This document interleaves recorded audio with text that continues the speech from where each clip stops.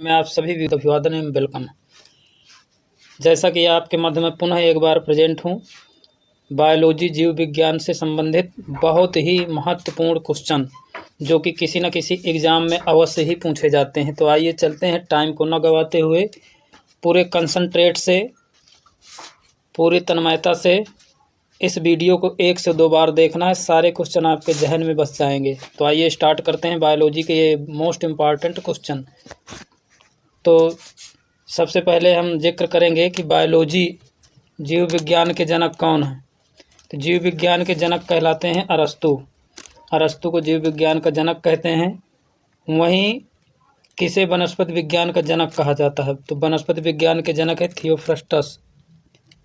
किसे जंतु विज्ञान का जनक कहते हैं? तो जंतु विज्ञान के जनक अरस्तु। जीव विज्ञान के भी जनक अरस्तु और जंतु विज्ञान के भी जनक अरस्तु हैं। जीवधारियों के आधुनिक वर्गीकरण में सबसे प्रमुख योगदान किसने दिया था? वर्गीकरण में सबसे महत्वपूर्ण भूमिका किसकी थी? तो कैरोलस लिनियस की। कैरोलस लिनियस ने वर्गीकरण करके जीवों को अध्ययन करने में सरलता प्रदान की है। इसलिए लिनियस साहब को, कैरोलस लिनियस जी को वर्गीकी का पिता कहा जाता है। वर्गीकी के जनक कौन हुए? Carolus Linnaeus. किसने जीवों के नामकरण की द्विनाम पद्धति को प्रचलित किया था? तो द्विनाम पद्धति के जनक या प्रचलन करने वाले भी कैरोलस लिनियस जी थे। द्विनाम पद्धति के मतलब ये है कि किसी भी जीव का वैज्ञानिक नामकरण, साइंटिफिक नेम, 2 नाम लेकर के वर्गीकरण से उसका वैज्ञानिक नामकरण कर दिया जाता है। जैसे एक है वंश लेंगे और वहीं जाति मिला लेंगे, तो और वंश और जाति मिला करके किसी भी जीव का वैज्ञानिक नाम बनता है।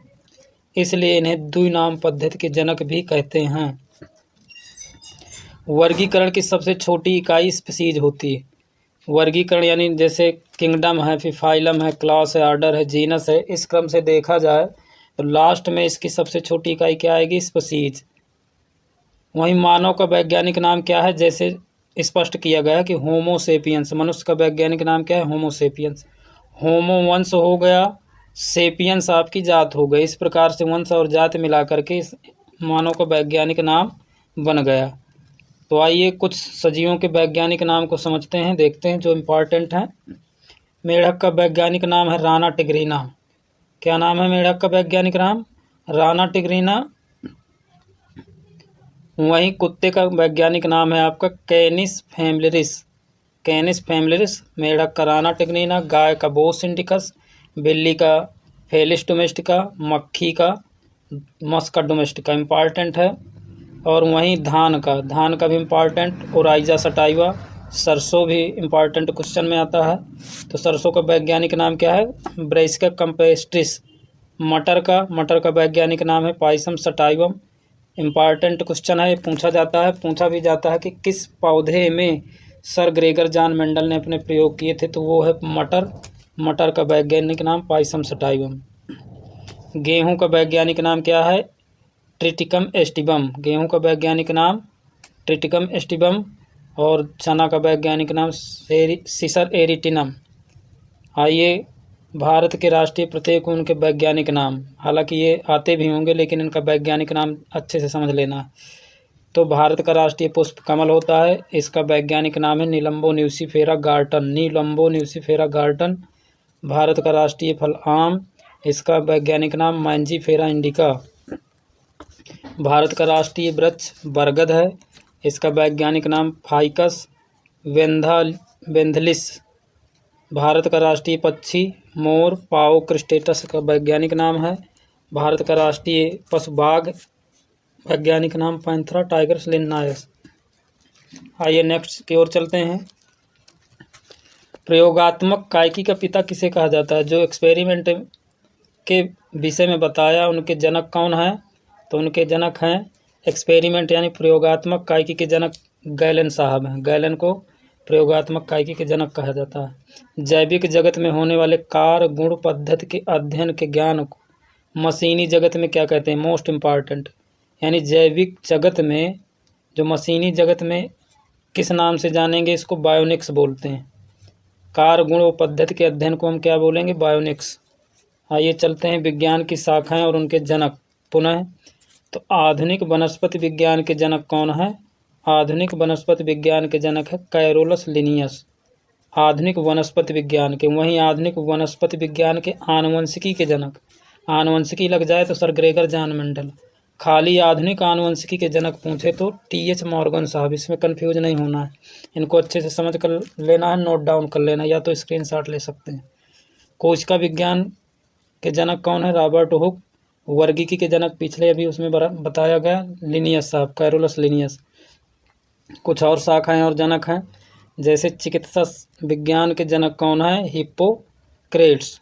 चिकित्सा शास्त्र के जनक कौन है? हिप्पोक्रेट्स। वहीं कवक विज्ञान के जनक है माइकेली।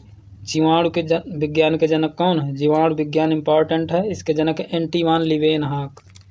वहीं सूक्ष्म जीव विज्ञान के जनक है लुई पास्चर। आधुनिक भ्रूण विज्ञान के जनक है वान बेयर। पादप शारीरिकी के जनक है एन ग्रीव। प्रतिरक्षा इंपॉर्टेंट है, प्रतिरक्षा के जनक कौन है? एडवर्ड जेनर साहब प्रतिरक्षा विज्ञान के जनक माने जाते हैं। वहीं भारतीय बायोलॉजी के जनक कौन है? R.S. कश्यप। कौन है? R.S.R. कश्यप। भारतीय पारिस्थितिकी के जनक है R. मिश्रा।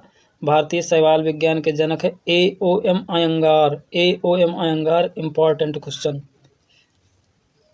अभी बताया चिकित्सा शास्त्र के जनक हिप्पोक्रेट्स, और हिप्पोक्रेट्स की ही शपथ डॉक्टरी क्षेत्र में दिलाई जाती है। तो चिकित्सा शास्त्र के विद्यार्थियों को किसकी शपथ दिलाई जाएगी? हिप्पोक्रेट्स की। इंपॉर्टेंट पॉइंट है, नोट डाउन करना।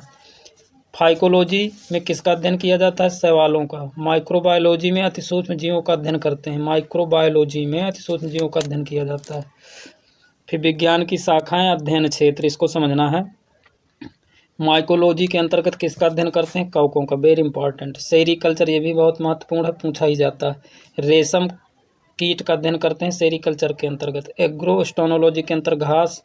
फ्लोरिकल्चर इंपॉर्टेंट, पुष्प उत्पादक पौधों की खेती का अध्ययन इसमें करते हैं। फ्लोरिकल्चर, पुष्प उत्पादक पौधों की खेती। हार्टिकल्चर में फलों व सौंदर्यीकरण के लिए पौधों का संवर्धन करते हैं। एंथ्रोपोलॉजी के अंतर्गत मानव विकास। एंथोलॉजी के अंतर्गत पुष्पों का अध्ययन। मायोलॉजी के अंतर्गत पेशियों का अध्ययन करते हैं। वहीं नेफ्रोलॉजी के अंतर्गत वृक्क, किडनी अर्थात वृक्क का अध्ययन करेंगे। किडनी की सबसे छोटी इकाई का नाम है नेफ्रॉन। इंपॉर्टेंट है, क्वेश्चन पूछा जाता है। वृक्क की सबसे छोटी इकाई का नाम क्या है? नेफ्रॉन। और वृक्कों का अध्ययन किसके अंतर्गत? नेफ्रोलॉजी के अंतर्गत। ओडोंटोलॉजी दांतों का अध्ययन। ऑर्निथोलॉजी पक्षियों का अध्ययन। ऑर्निथोलॉजी में पक्षियों का अध्ययन करते हैं, ये भी क्वेश्चन पूछा गया है। यूरोलॉजी में मूत्र का अध्ययन, यूरिन का अध्ययन करते हैं। मूत्र यूरोक्रोम के कारण पीला होता है, यूरोक्रोम के कारण यूरिन क्या होता है? पीला होता है। ऑस्टियोलॉजी के अंतर्गत हड्डियों का अध्ययन करते हैं। हड्डियों का अध्ययन ऑस्टियोलॉजी। हड्डी बनती है ओसीन नामक प्रोटीन से। किससे बनती है? ओसीन नामक प्रोटीन प्लस कैल्शियम से मिलकर के आपकी हड्डी का निर्माण होता है। ओसीन प्रोटीन प्लस कैल्शियम, याद रखना है। जेरेंटोलॉजी के अंतर्गत वृद्धों का अध्ययन करते हैं। किसका अध्ययन करेंगे? जेरेंटोलॉजी में वृद्धों का अध्ययन। आइए चलते हैं नेक्स्ट की ओर। जीवों के भौगोलिक वितरण विज्ञान को क्या कहा जाता है? कोरोलॉजी। भौगोलिक वितरण विज्ञान को क्या कहते हैं? कोरोलॉजी। जीवों के आधारभूत संरचनात्मक कार्यात्मक इकाई को किस नाम से जानते हैं? तो वो है कोशिका, सेल। यानी शरीर की सबसे छोटी इकाई का नाम क्या है? कोशिका। किसी भी जीव का निर्माण कोशिका से ही होता है। पहले कोशिका, फिर कोशिका से जो है ऊतक, ऊतकों के समूह से अंग, अंग के समूह से अंगतंत्र, अंगतंत्र के समूह से बॉडी का निर्माण होता है। केंद्रक की खोज किसने की थी? Robert brown. और वहीं कोशिका की खोज रॉबर्ट हुक 1665 में। रॉबर्ट हुक ने कोशिका की खोज, केंद्रक की खोज रॉबर्ट ब्राउन। और कोशिका के अध्ययन के विज्ञान को क्या कहते हैं? साइटोलॉजी या कोशिका विज्ञान कहते हैं। जिसमें कोशिकाओं का अध्ययन किया जाता है उसे साइटोलॉजी या कोशिका विज्ञान कहते हैं। इस प्रकार से आज के सेशन में हमने बहुत ही महत्वपूर्ण पूछे जाने वाले क्वेश्चनों का ये टॉपिक लेकर के आपके मध्य प्रेजेंट हुए। आई होप कि आप सभी लोगों के समझ में आया होगा। और मेरे चैनल इसके स्टडी आइकन को सब्सक्राइब करें, लाइक करें, कमेंट्स में अपने सुझाव ज़रूर दें। जय हिंद, वंदे मातरम। आप सभी व्यूजर्स का एक बार पुनः बहुत बहुत धन्यवाद। Thank you very much.